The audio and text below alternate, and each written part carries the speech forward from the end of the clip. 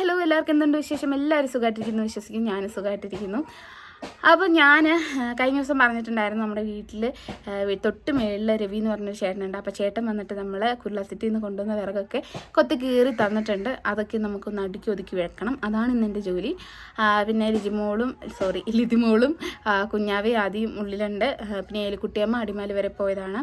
അമ്മയുടെ FNCയുടെ റിസൾട്ട് മേടിക്കാൻ പോയതാണ്. ഞാൻ രാവിലെ വിളിച്ചിട്ട് എൻ്റെ ഫോണിലേക്ക് ഇട്ട് തരാൻ പറഞ്ഞപ്പോൾ റിപ്പോർട്ട് അത് ചെന്ന് തന്നെ വാങ്ങണമെന്ന് പറഞ്ഞതുകൊണ്ട് അമ്മ അങ്ങനെ പോയി. ഞാൻ പോകാനിരുന്നതാണ്. അപ്പോൾ എന്നോട് പോകണ്ട, ഞാൻ പൊക്കളാന്ന് പറഞ്ഞ് നിർബന്ധിച്ച ആൾ പോയിട്ട് വരുന്നുണ്ട്. ഇപ്പം തന്നെ എത്തും.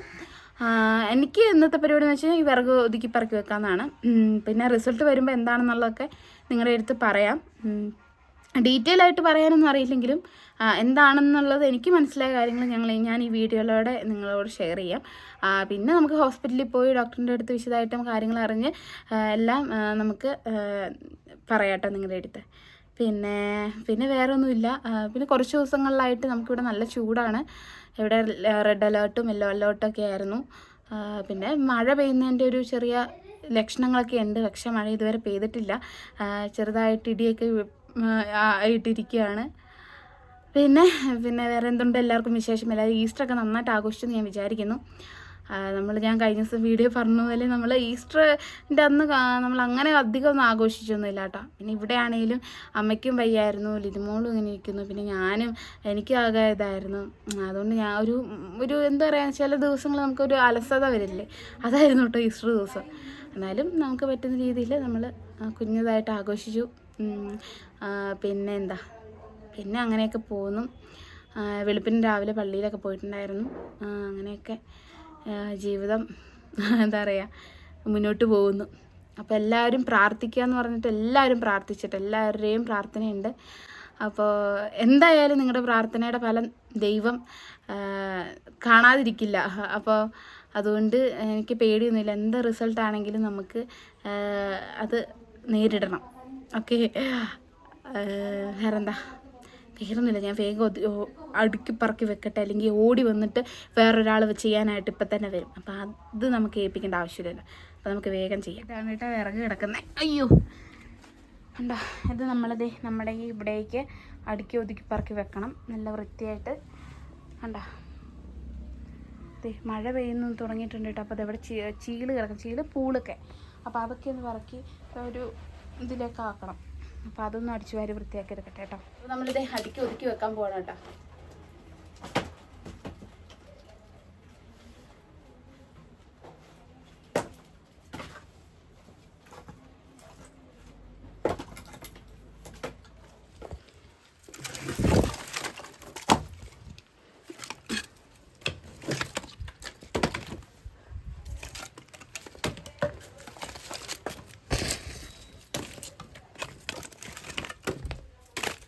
നമ്മൾ ഈ ചാക്കിൻ്റെ അകത്തേക്ക് വാരിയിട്ടിട്ട് അവിടെ കൊണ്ട് അടുക്കി വെക്കുന്ന കേട്ടോ. എളുപ്പം പണി അങ്ങ് തരും. ഇതിൻ്റെ അവിടെ അടുക്കിയിട്ടുണ്ട്. പിന്നെ ഈ കിടക്കുന്നതൊക്കെ അടുക്കാൻ വേണ്ടിയിട്ടുള്ള കേട്ടോ. ഞാൻ ഉള്ളിലേക്ക് കയറ്റിയിട്ടാണ്. പിന്നെ ഇവിടെ കുറച്ചുകൂടെ കിടപ്പുണ്ട്.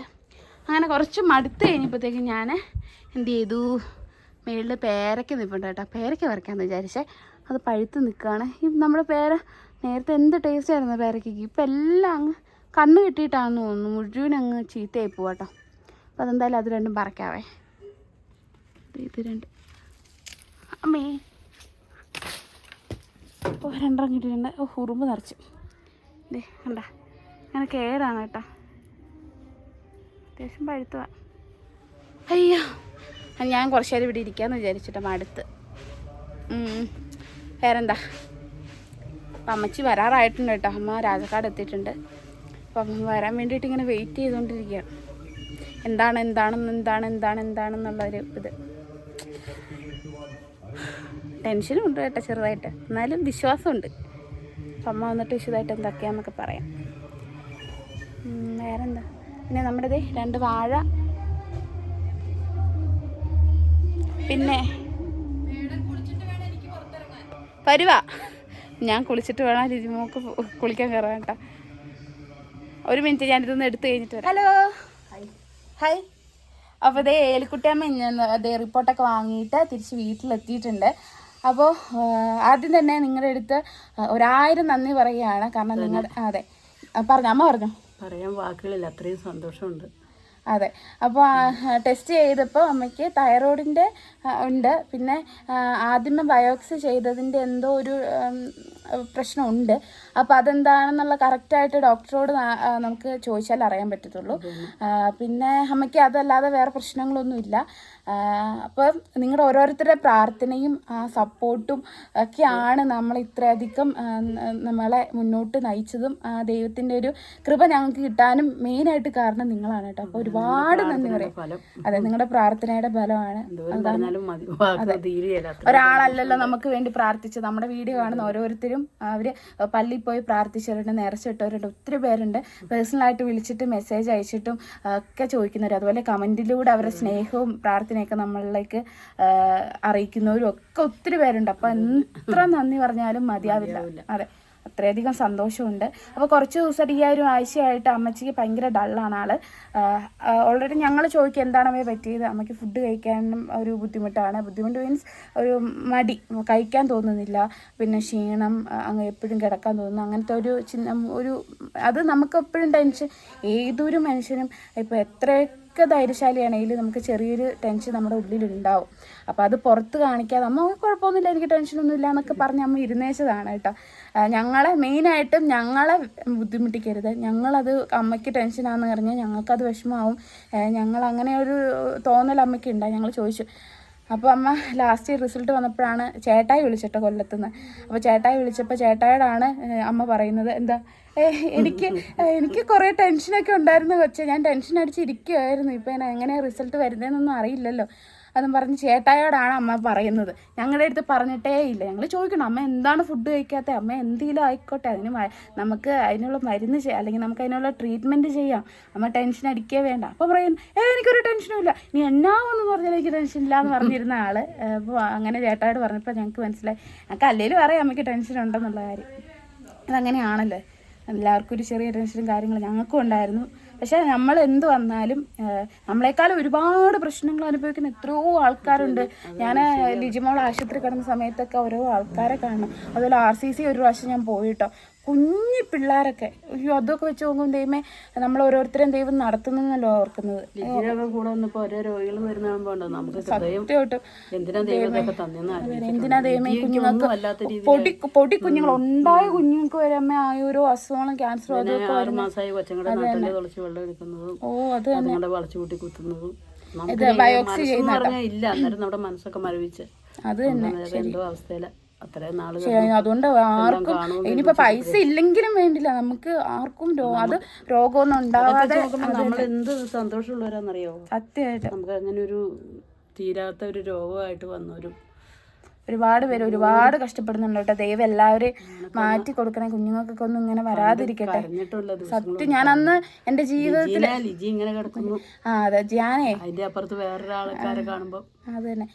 പിന്നെ അമ്മേനെ കൊണ്ട് ഹോസ്പിറ്റലിൽ പോകണം. അപ്പോൾ ഇത്രയും സമയമുണ്ട്, ഡോക്ടർ ഉണ്ടാവില്ല, ഡോക്ടർ പോയിട്ടുണ്ടാവും. അപ്പോൾ എന്തായാലും നാളെ കാണിച്ചിട്ട് ഞങ്ങൾ വിചാരിച്ച് എന്താണെന്നുള്ളത്, ഇനിയിപ്പോൾ സർജറി എന്തായാലും വേണമെന്ന് പറയാം. അമ്മയ്ക്ക് ചെയ്തിട്ട് ആദ്യമേ പഴുപ്പാണ് വന്നത്, ഏത് ബ്ലഡിന് പകരം പഴുപ്പാണ് ഇതിന് വന്നത്. അപ്പോൾ അത് എന്താണെന്നുള്ള കാര്യമൊക്കെ കുഴപ്പമില്ല, ചെയ്തിട്ട് അത് കുഴപ്പമൊന്നുമില്ല. അപ്പോൾ റിമൂവ് ചെയ്യണോ അപ്പോൾ എങ്ങനെയാണെന്നുള്ളതൊക്കെ ഡോക്ടർ കണ്ടാലേ നമുക്കറിയാം, റിസൾട്ട് കാണിച്ചിട്ട്. അപ്പോൾ എന്തായാലും റിസൾട്ട് കാണിച്ച് ഡോക്ടറോട് റെഫർ ചെയ്ത് നമ്മൾ എറണാകുളത്തിന് പോവാണല്ലോ. അപ്പോൾ എറണാകുളം ഹോസ്പിറ്റലിലേക്ക് കാണിക്കാൻ പറഞ്ഞപ്പോൾ അങ്ങനെ പുറത്തിരിക്കുന്ന ഡോക്ടറെ പോയി കണ്ട് അങ്ങനെയൊക്കെ ചെയ്യാമെന്നൊക്കെയാണ് പ്ലാൻ. ഇഞ്ചക്ഷൻ എടുത്ത് കഴിഞ്ഞിട്ട് നമ്മൾ 45 ദിവസത്തെ ഇഞ്ചക്ഷനാണ്. അപ്പോൾ അത് കഴിഞ്ഞിട്ട് അമ്മച്ചീനെയും കൊണ്ട് ഹോസ്പിറ്റലിൽ പോയി ഡോക്ടറെ കാണിക്കാനൊക്കെയാണ് ഇരിക്കുന്നത്. പിന്നെ ഇപ്പോൾ ഇത്ര ടൈം ആയതുകൊണ്ട് ഡോക്ടർ ഉണ്ടാവില്ല. പിന്നെ അത്രയൊക്കെ ഉള്ളൂ. പിന്നെ ഞാനൊരു കമൻറ്റ് കണ്ട കഴിഞ്ഞ ദിവസം വീഡിയോയിലെ, ഈ പരസ്യം ശരിയായില്ല, പരസ്യം പാടില്ലായിരുന്നു അങ്ങനൊക്കെ പറഞ്ഞ് 2-3 കമൻറ്റ് ഉണ്ടായിരുന്നു. അപ്പോൾ ഞാൻ രാഷ്ട്രീയത്തെക്കുറിച്ച് പറയരുതായിരുന്നു എന്നൊക്കെ പറഞ്ഞൊരു കമൻറ്റ് ഉണ്ടായിരുന്നേ. അപ്പോൾ ഞാൻ വിചാരിച്ചു ദൈവമേ, ഞാൻ സത്യം പറഞ്ഞാൽ എനിക്ക് രാഷ്ട്രീയത്തെക്കുറിച്ച് ബേസിക്കായിട്ടുള്ള നോളജ് മാത്രമുള്ള ആളാണ് ഞാൻ. പിന്നെ ഞാൻ രാഷ്ട്രീയം എവിടെ പറയാറില്ല. പിന്നെ അതിനെക്കുറിച്ച് ഞാൻ എന്ത് പറഞ്ഞു എന്ന് ഞാനിങ്ങനെ ചിന്തിച്ചു കേട്ടോ. പിന്നെയാണ് നമ്മളല്ലാതെ വേറെ ആൾക്കാരുടെയൊക്കെ വീഡിയോ കാണുമല്ലോ അമ്മേ, അപ്പോഴാണ് നമ്മൾ അത് തന്നെ നമ്മൾ വീഡിയോ കണ്ട് പകുതിക്ക് ആകുമ്പോഴത്തേക്ക് പരസ്യം പെട്ടെന്ന് കയറി വരും. കാണുള്ളൂ. അതെ, പരസ്യം കയറി വരും. ഈ ഓരോ പാർട്ടിക്കാർ ഓരോ ആട് ഇങ്ങനെ കൊടുക്കുന്നതാണ് കേട്ടോ. അവർ ഇലക്ഷൻ സമയമല്ലേ, അപ്പോൾ ആ യൂട്യൂബ് വഴി അവർ ആട് കൊടുക്കുന്നതാണ്. അതുമായിട്ട് എനിക്ക് യാതൊരു ബന്ധമില്ലെന്നല്ല, ആ ആട് വഴിയാണ് നമുക്കൊക്കെ ഏണിങ്സ് കിട്ടുന്നത്. എങ്കിൽ പോലും ഞാൻ ആ രാഷ്ട്രീയപരമായിട്ടുള്ള ഒരു കാര്യങ്ങളും ഞാൻ അങ്ങനെ പറയുകയില്ല. ഞാൻ അതിൽ താല്പര്യപ്പെടുന്ന ആളുമല്ല കേട്ടോ. ഒരിക്കലും നിങ്ങളങ്ങനെ ചിന്തിക്കരുത്. അത് യൂട്യൂബ് ഇടുന്ന ആട് മാത്രമാണത്. ഇപ്പം എല്ലാവർക്കും മനസ്സിലായിട്ടുണ്ടാകും. ചിലർക്ക് ചിലപ്പോൾ ഇടയ്ക്ക് നമ്മൾ വീഡിയോ ഇടുന്ന സമയത്ത്, അതായത് വീഡിയോ സ്റ്റാർട്ട് ചെയ്തതിൻ്റെ കുറച്ച് കഴിയുമ്പോഴാണ് ഒരു ആട് വരുന്നത്. അപ്പോൾ അങ്ങനെ വിചാരിച്ചപ്പോൾ ഞാൻ എൻ്റെ വീഡിയോയുടെ ഉൾപ്പെടുത്തിയിട്ടുണ്ടാവും എന്ന് വിചാരിച്ചിട്ടാവാം അത് അവരങ്ങനെ കമൻറ്റ് ഇട്ടേ കേട്ടോ. അപ്പോൾ ഒരിക്കലും അല്ലാട്ടാ ചേച്ചി, ഞാനങ്ങനെ പറയേയില്ല. പക്ഷേ വോട്ട് ചെയ്യാൻ പോകും എന്തായാലും. നമുക്ക് നാളെ വോട്ടുണ്ട്, നാളെയല്ല നാളെ തന്നെ വോട്ടുണ്ട്. അപ്പോൾ വോട്ടിന് പോയിട്ട് വോട്ട് ചെയ്തിട്ട് വരും. അതൊക്കെ നിങ്ങൾക്ക് ഞാൻ കാണിച്ചു തരാം കേട്ടോ. അപ്പോൾ അങ്ങനെയൊക്കെയാണ് കാര്യങ്ങൾ. അപ്പോൾ ഒരുപാട് സന്തോഷം എനിക്ക് അത് പറഞ്ഞറിയിക്കാൻ പറ്റില്ല. ഇനിയുള്ള എല്ലാ കാര്യങ്ങളും നല്ല രീതിയിൽ നടക്കട്ടെ ഞാൻ പ്രാർത്ഥിക്കുകയാണ്. അതുപോലെ നമ്മൾ വേഗം കാര്യങ്ങളൊക്കെ നടത്തണം. എറണാകുളം പോകണം, അമ്മയുടെ കാര്യങ്ങൾ, സർജറി കാര്യങ്ങൾ എങ്ങനെയാണെന്ന് നോക്കിയിട്ട് അത് ചെയ്യണം. അവിടെ ഇവിടെ കാണിച്ചിട്ട് അവിടെ ചെന്നിട്ട് ഡോക്ടറെ കാണണം കേട്ടോ. അപ്പം അറിയാമല്ലോ, നിങ്ങൾ വീഡിയോയിൽ പറഞ്ഞ പോലെ ഒരു ഒപ്പീനിയൻ, ആ ഒരു ഡോക്ടറിൻ്റെയും കൂടെ ഒപ്പീനിയൻ എടുത്തിട്ട് ചെയ്താൽ അത് ബെറ്റർ ആയിരിക്കും നിങ്ങൾ പറഞ്ഞിട്ടുണ്ടായിരുന്നല്ലോ. അപ്പോൾ അതങ്ങനെ നോക്കിയിട്ട് ചെയ്യാമെന്നാണ് ഞാനും പ്ലാൻ ചെയ്യുന്നത്. അപ്പോൾ എല്ലാം നല്ല രീതിയിൽ നടക്കണേന്ന് ഞാൻ ദൈവത്തോട് ആത്മാർത്ഥമായിട്ട് പ്രാർത്ഥിക്കുകയാണ്. എന്താ പറയുക, വേറെ ഒന്നുമില്ല. അമ്മയ്ക്ക് എന്തെങ്കിലും പറയണ്ട?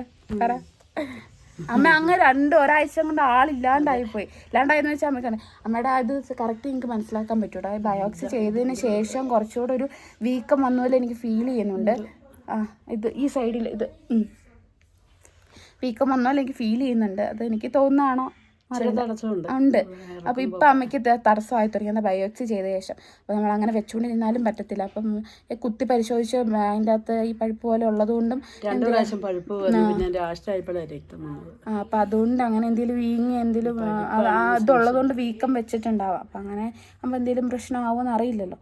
അപ്പോൾ അതെന്തായാലും കാണിച്ച് നമുക്ക് കാര്യങ്ങൾ വേഗം തന്നെ നടത്തണം. അപ്പോൾ അങ്ങനെയൊക്കെ ഇരിക്കുന്നു. പിന്നെന്താ, ലിജിമോള് വരാത്ത എന്താണെന്നൊക്കെ കുറേ പേര് ചോദിച്ചിട്ടുണ്ടായിരുന്നു. അവർ ഇന്നലെ ലൈവ് ഇട്ടിട്ടുണ്ടായിരുന്നു.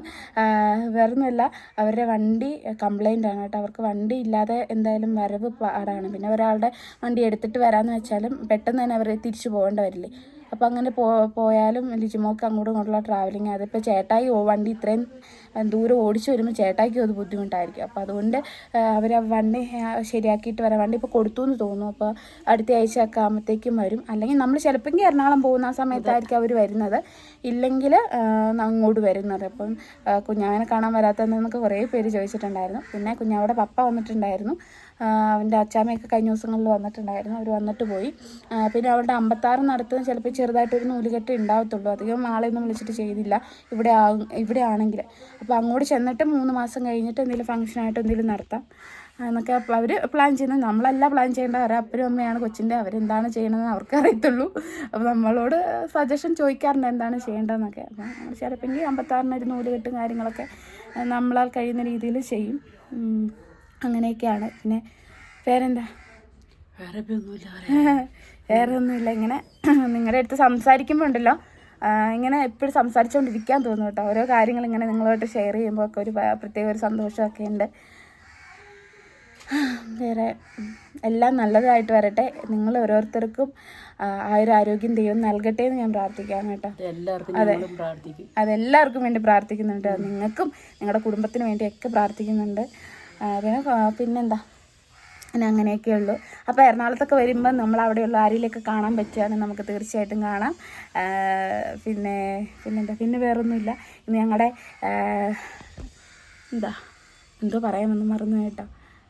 അപ്പോൾ അത്രയൊക്കെ ഉള്ളൂ കേട്ടോ. അപ്പോൾ അടുത്ത ദിവസത്തെ വീഡിയോയിൽ നമുക്ക് കാണാം. അടുത്ത ദിവസം ഞാൻ നിങ്ങളെ ഒരാളെ കാണിച്ചു തരാം കേട്ടോ. അതാരാണെന്നുള്ളത് നിങ്ങൾ കമൻറ്റ് ചെയ്യുക. നമ്മുടെ ഒരു ഗസ്റ്റാണ്, നമുക്ക് ഏറ്റവും പ്രിയപ്പെട്ട ഒരാളാണ്. ആളെ നാളെ ഞങ്ങൾ കാണിച്ചു തരുന്നതായിരിക്കും. അപ്പോൾ മറക്കാതെ അടുത്ത വീഡിയോ കാണുക, സപ്പോർട്ട് ചെയ്യുക. അപ്പോൾ എന്തായാലും എന്ത് ചെയ്യണം, ലൈക്ക് ചെയ്യണം, ഷെയർ ചെയ്യണം, സബ്സ്ക്രൈബ് ചെയ്യണം, കമൻറ്റ് ചെയ്യണം. അപ്പോൾ അത്രയേ ഉള്ളൂ. അടുത്തൊരു വീഡിയോ കാണുന്നവരെല്ലാവർക്കും ബൈ.